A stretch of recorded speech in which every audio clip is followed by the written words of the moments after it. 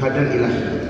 Kerana dengan limpah kurnia dan juga inayahnya serta pertolongannya, Allah Subhanahu wa taala mempertemukan kita lagi, dan alhamdulillah kita juga bersyukur kepada Allah Subhanahu wa taala di atas segala nikmatnya, di atas segala kasih sayangnya, di atas segala perkara yang Allah Subhanahu wa taala telah kurniakan kepada kita.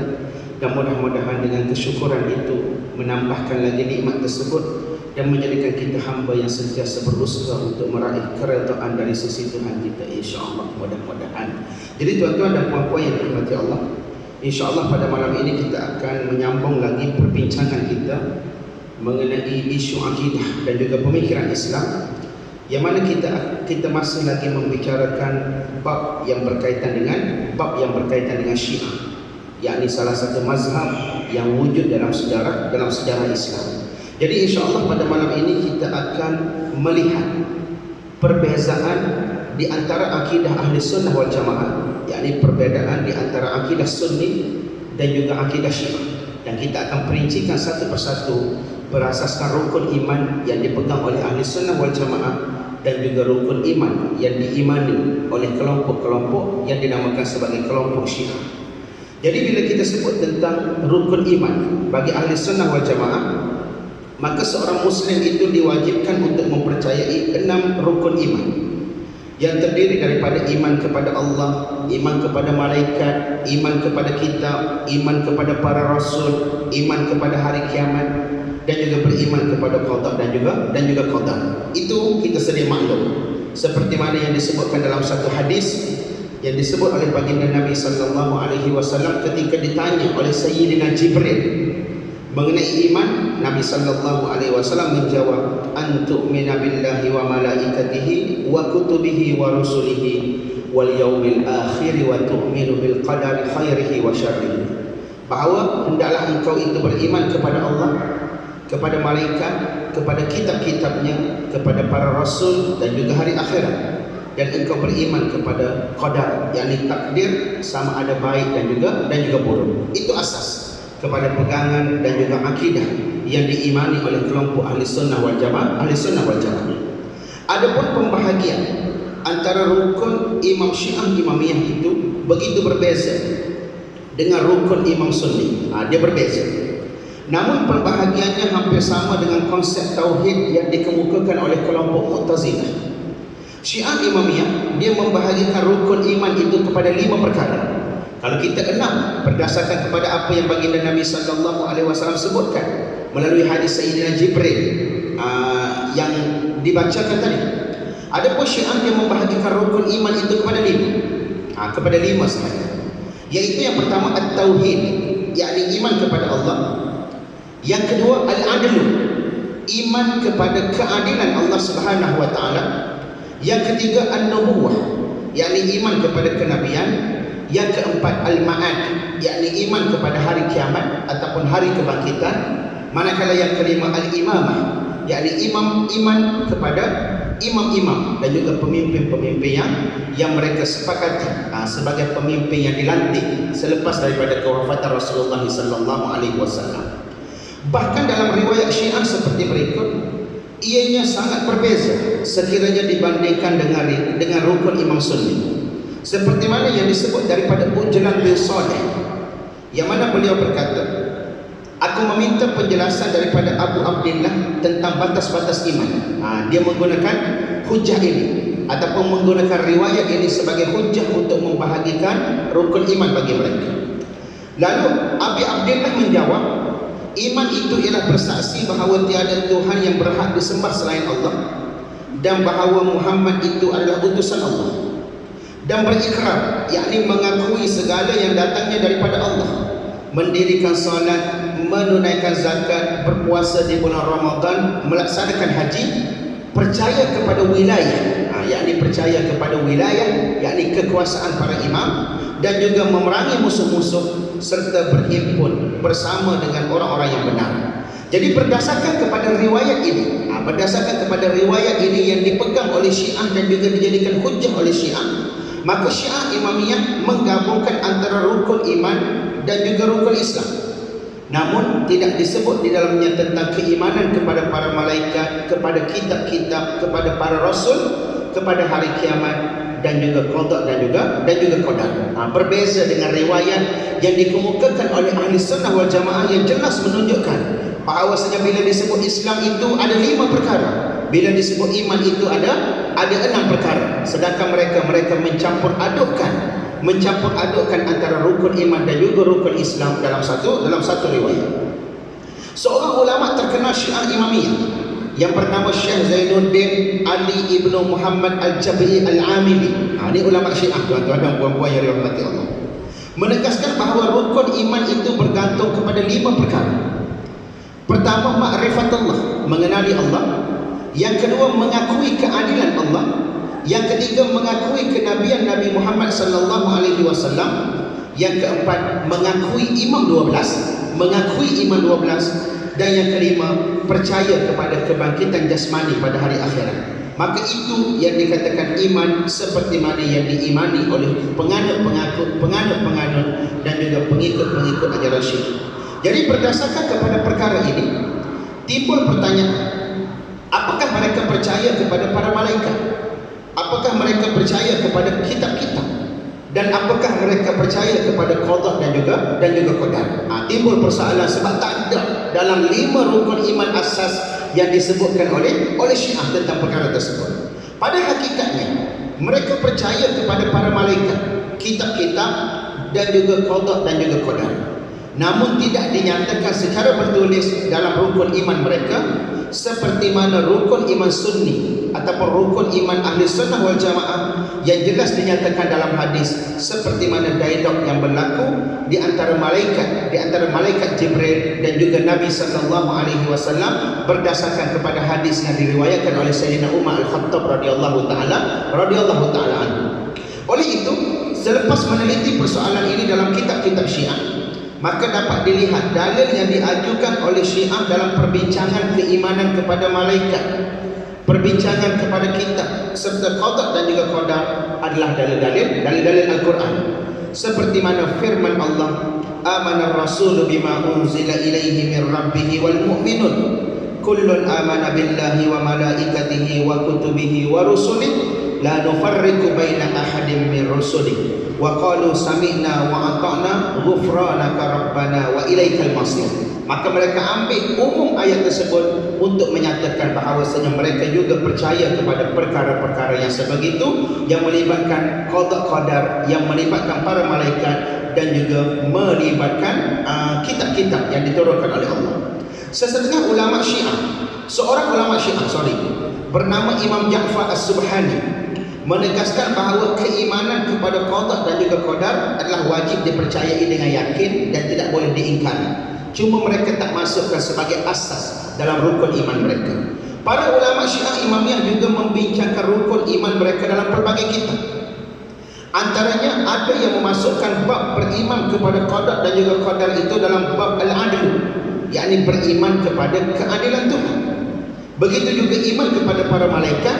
Kadang-kadang perbincangan tentang iman kepada para malaikat itu dimasukkan dalam perbincangan an-nubuwah yang berkaitan dengan keimanan kepada para nabi. Jadi mereka menterabukan ataupun mencampur adukkan bab-bab itu dalam perbincangan yang berbeza.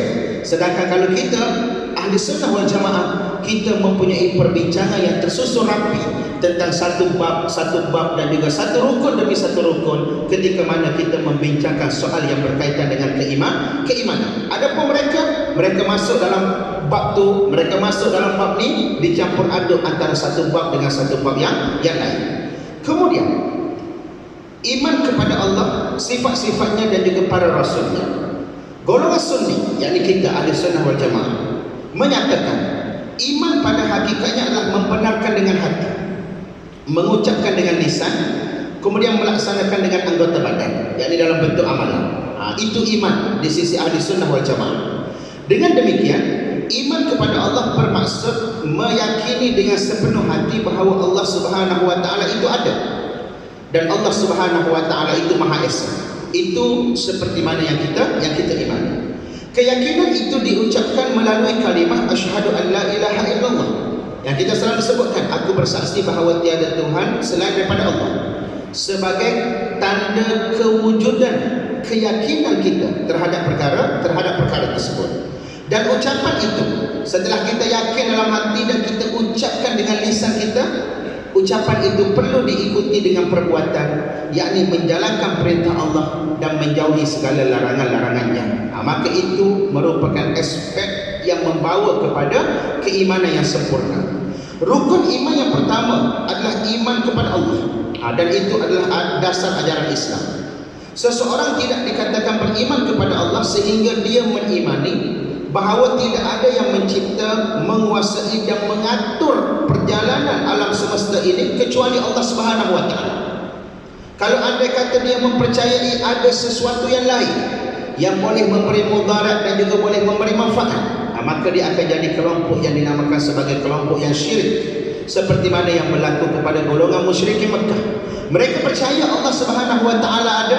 Jika ditanya kepada mereka, mereka jawab Allah yang mencipta langit dan juga bumi. Tetapi mereka juga percaya bahawa ada kuasa lain yang boleh memberi mudarat dan juga manfaat kepada manusia.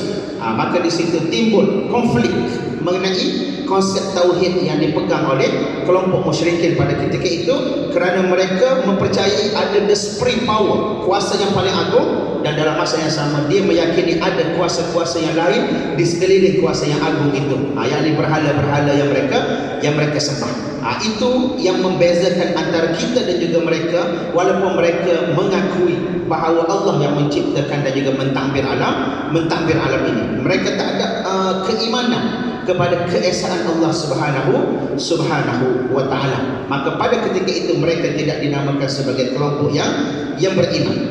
Mengimani bahawa tidak ada sembahan yang berhak disembah selain daripada Allah Subhanahu wa taala, dan mengingkari semua bentuk sembahan selain daripada Allah, maka itu dinamakan sebagai keimanan yang tulen. Oleh itu, beriman kepada Allah Subhanahu wa taala adalah keperluan asas bagi seorang mukmin, dan Allah Subhanahu wa taala memerintahkan supaya umat manusia beriman kepadanya seperti mana yang Allah sebut dalam surah Al-Baqarah ayat yang ke-163. Allah Subhanahu wa taala berfirman, wa ilahukum ilahun wahid la ilaha illahu ar-rahmanur rahim. Dan Tuhanmu adalah Tuhan yang esa, tidak ada Tuhan melainkan Dia yang Maha Pemurah lagi Maha Penyayang. Itu asas ataupun konsep basic yang merujuk kepada keimanan ahli sunnah wal jamaah. Dengan demikian, syarat seseorang Islam itu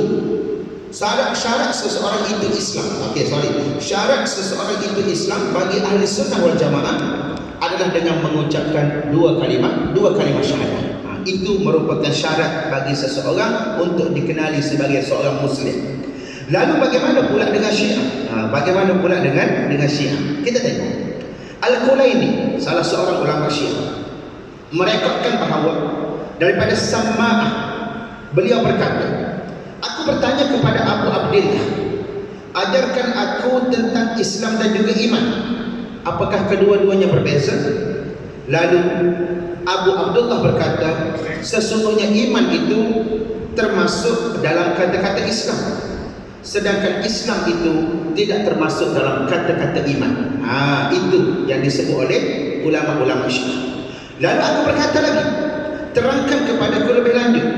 Lalu beliau menjawab, Islam adalah bersaksi bahawa tiada Tuhan melainkan Allah dan membenarkan Rasulullah. Dengan Islam, darah dilindungi, dan dengan kalimah ini pula lah pernikahan dan juga warisan, yakni harta warisan dianggap sah. Melihat kepada keterangan hadis yang digunakan pakai oleh Syiah ini, seolah-olah tidak ada perbezaan antara konsep ketuhanan dengan Sunni. Konsep ketuhanan dengan Sunni, yang mana Syiah juga meyakini bahawa Allah Subhanahu wa taala itu adalah Tuhan yang wajib disembah. Kalau kita lihat secara sepintas lagi, menolak keyakinan yang menyatakan bahawa Allah itu memiliki anak ataupun diperanakkan. Syiah juga meyakini bahawa mengucap dua kalimah syahadah adalah syarat keislaman seseorang itu. Itu kalau kita tengok secara sepintas lagi. Tetapi sekiranya dipandang dari konsep Islam yang selama ini diyakini oleh Sunni, konsep keesaan Allah yang diyakini oleh Syiah akan nampak ketidakmurnian penesaannya kepada Allah Subhanahu wa taala. Akan nampak ketidakmurnian pengesaannya kepada Allah Subhanahu wa taala. Dengan arti kata walaupun secara mendatar itu kelihatan seakan-akan mereka memperakui bahawa Allah itu sebagai Tuhan yang satu ataupun Tuhan yang esa, tetapi bila kita pergi secara lebih mendalam, kita akan lihat ada beberapa kontradiksi ataupun beberapa percanggahan antara konsep keimanan yang diimani oleh Sunni dan juga keimanan yang diimani oleh Syiah berkaitan dengan tauhid kepada Allah Subhanahu wa taala. Ini kerana apa, tuan-tuan dan puan-puan yang dirahmati Allah? Ini kerana Syiah dia percaya kepada satu bentuk sifat yang mereka pakaikan kepada Allah Subhanahu wa taala, iaitu sifat al-bada. Al-bada, alif lam ba dal alif hamzah, dan alif ain, al-bada. Ataupun daripada perkataan itu juga muncul perkataan yang disebut sebagai perkataan bid'ah. Perkataan bid'ah yang disebut sebagai perkara-perkara yang baharu ataupun disebut sebagai sesuatu yang bersifat berevolusi. Okey, perkataan al-bada, mereka pakaikan kepada Allah Subhanahu wa taala satu sifat yang dinamakan sebagai al-bada. Apa maksud al-bada itu? Mereka percaya bahawa ilmu Allah itu berubah-ubah mengikut sesuatu peristiwa yang berlaku kepada manusia.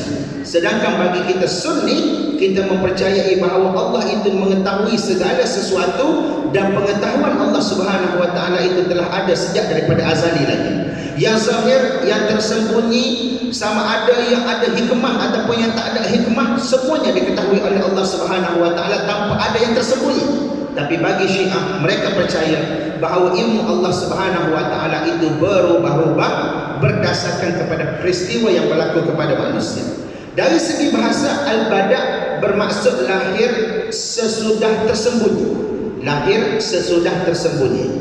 Menurut akidah Syiah, al-bada ialah Allah mengetahui sesuatu perkara setelah berlaku peristiwa berkenaan yang sebelum ini dianggap tersembunyi daripadanya. Dengan arti kata, mereka menganggap bahawa ilmu Allah Subhanahu wa taala itu bersifat terbatas, dan ilmu Allah Subhanahu wa taala itu tidak mengetahui apa yang berada di hadapan, melainkan setelah perkara itu terjadi. Dan ini meletakkan persamaan sebagaimana Allah Subhanahu wa taala itu dengan makhluk, yang mana makhluk ini dia tidak akan mengetahui sesuatu perkara melainkan setelah perkara itu terjadi. Mereka memakaikan sifat al-bada bagi Allah Subhanahu wa taala. Dan perkara ini jelas menganggap Allah itu jahil dan tidak mempunyai ilmu yang meliputi.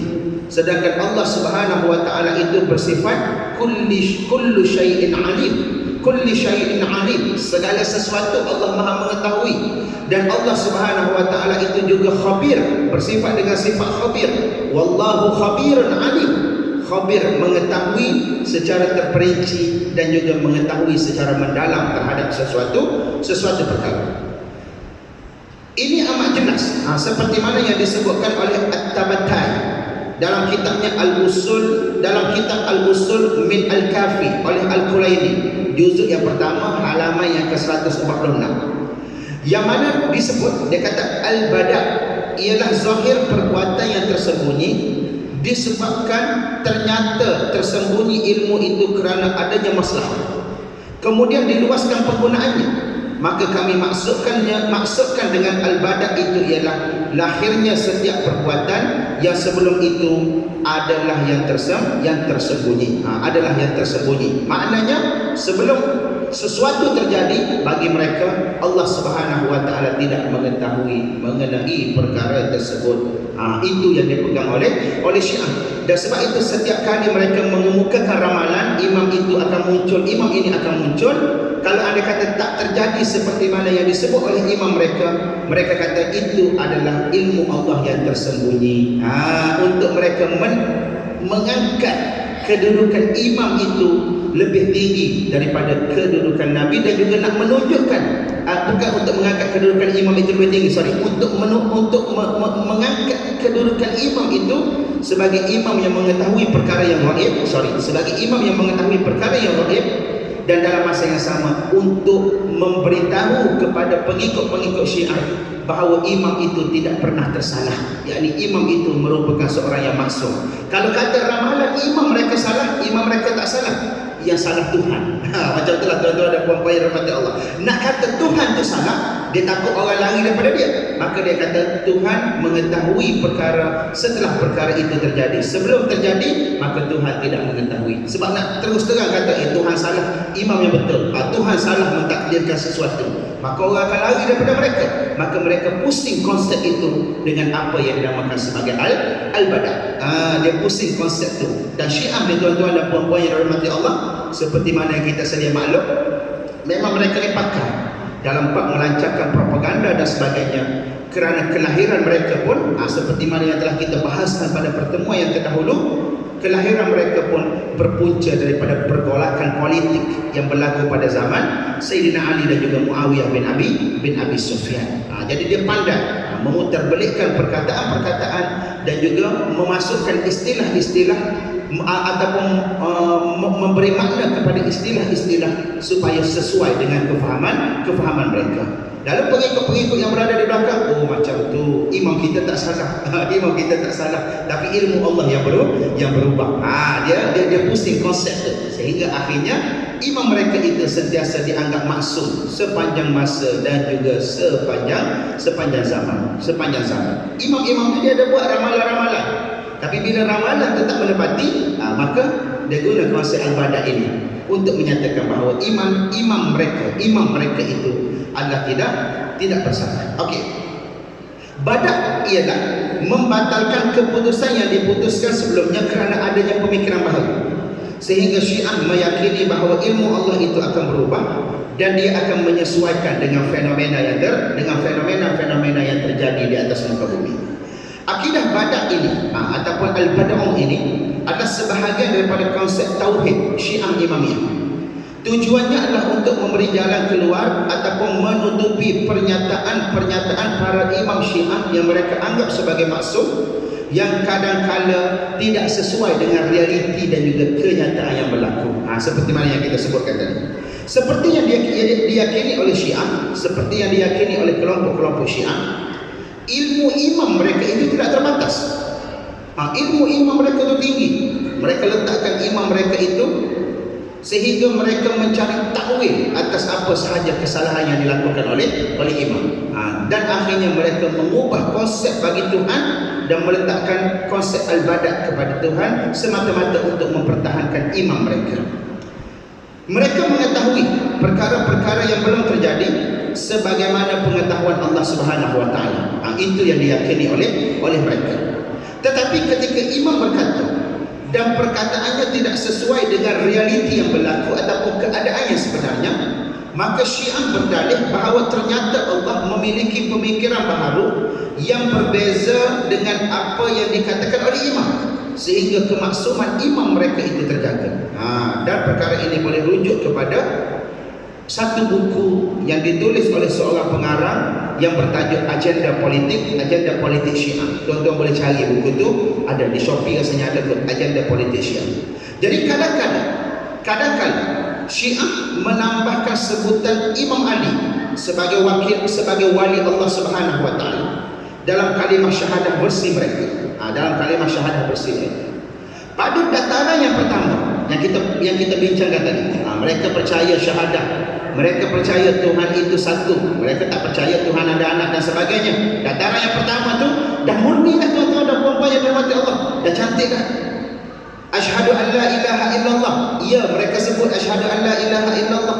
Mereka percaya bahawa Tuhan itu lam yalid wa lam yulad. Ya, mereka percaya Tuhan itu lam yalid wa lam yulad.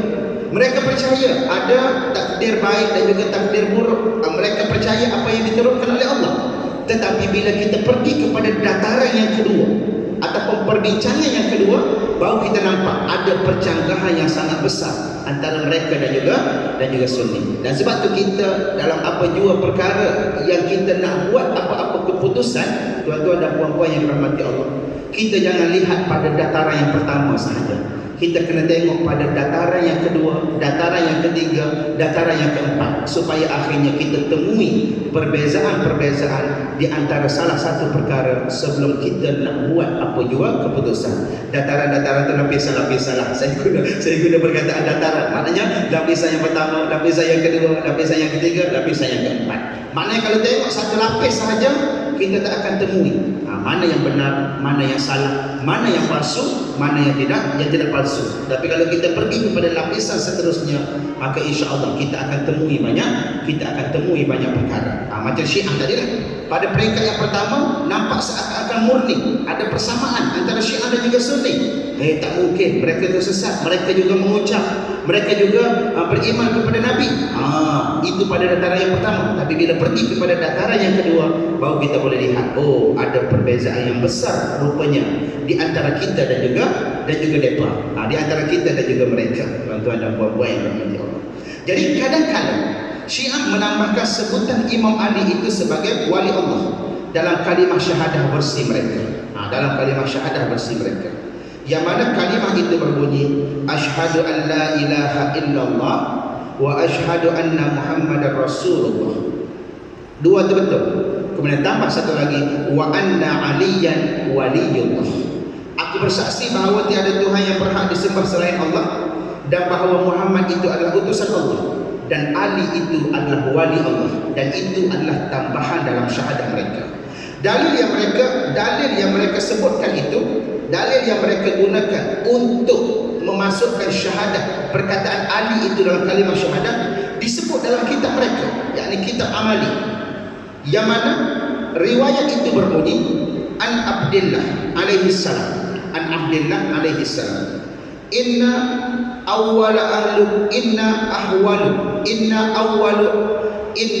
awwalu ahli baitin nawwahallahu bi asma'ina innahu lamma khalaqallahu as-samawati wal ard amara munadiyan fanada asyhadu an la ilaha illallah salasan asyhadu anna muhammadar rasulullah salasan asyhadu anna aliyan amirul mu'minin haqqan salasan.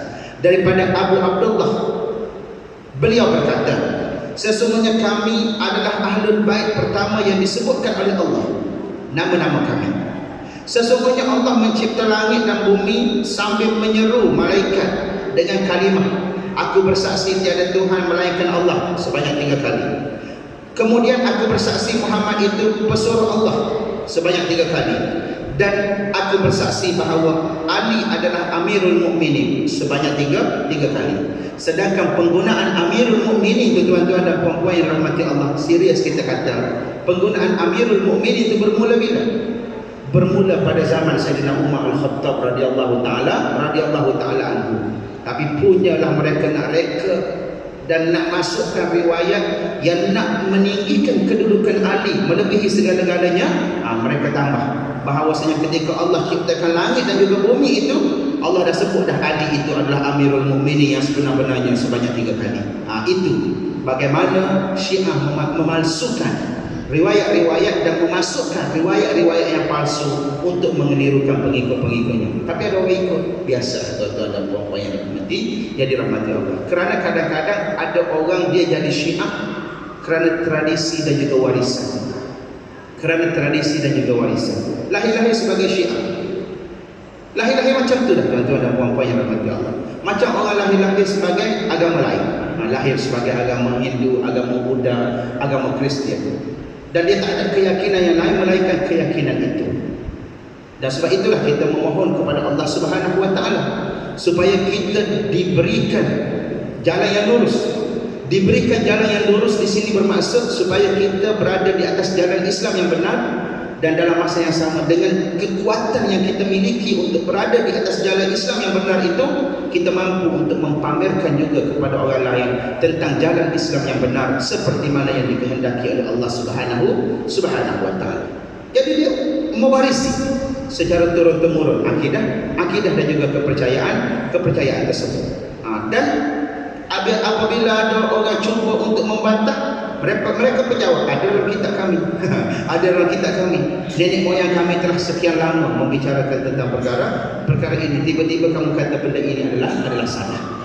Dan sebab tu tuan-tuan dan puan-puan yang berhormati Allah, kalau tuan-tuan perasan, kalau baca dalam surah Al-Ahzab dan juga baca dalam apa-apa surah sekalipun, ketika mana proses dakwah baginda Nabi sallallahu alaihi wasallam, antara yang paling takut orang ini memeluk Islam adalah dalam kalangan golongan-golongan bangsawan dan juga kalangan orang-orang kaya dalam kalangan masyarakat Arab jahiliyah pada ketika itu.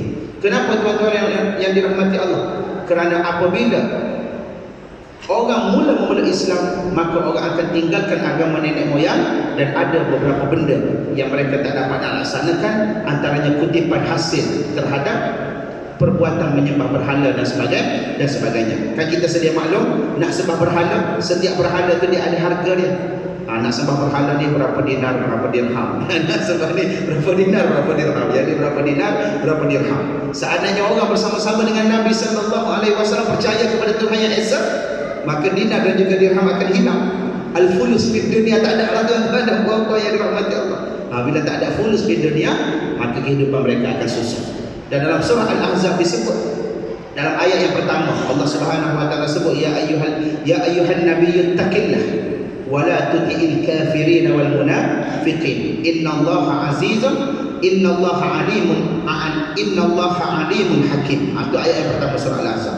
Kata para ulama, antara sebab turun ayat ini ialah ketika mana kelompok-kelompok musyrikin, kelompok-kelompok Arab jahiliyah dan juga orang-orang munafik datang kepada Nabi.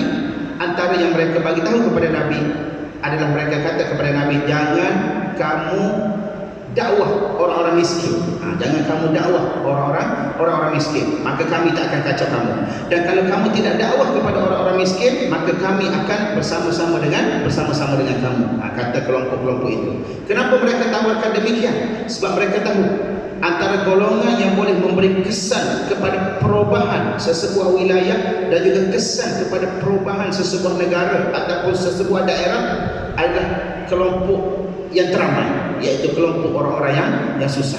Jadi pada zaman Nabi sallallahu alaihi wasallam menggambarkanlah kepada kita ramai kelompok-kelompok yang susah ni.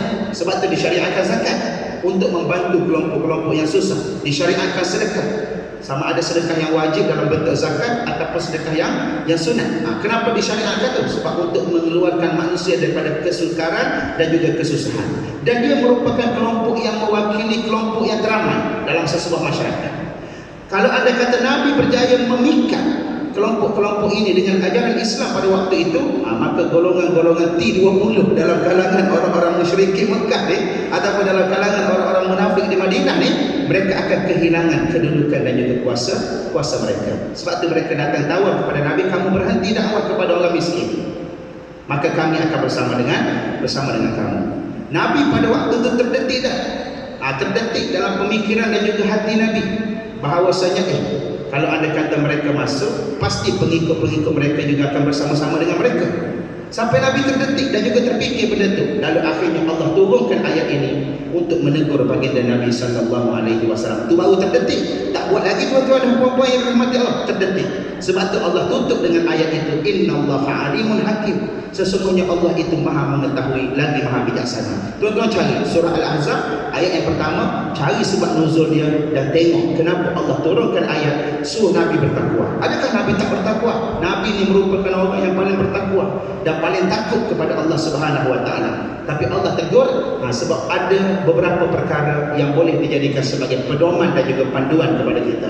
Kerana kadang-kadang benda yang kita nampak baik belum tentu baik di sisi Allah Subhanahu wa taala. Baik pada pandangan kita belum tentu baik di sisi Allah Subhanahu wa taala. Jadi sebab nuzul ayat itu bila saya baca, menarik rupanya. Sebab saya baru masuk mengajar tafsir surah Al-Ahzab. Dulu masa belajar dulu, ustaz duduk cerita kat depan, kita duduk bercerita kat belakang.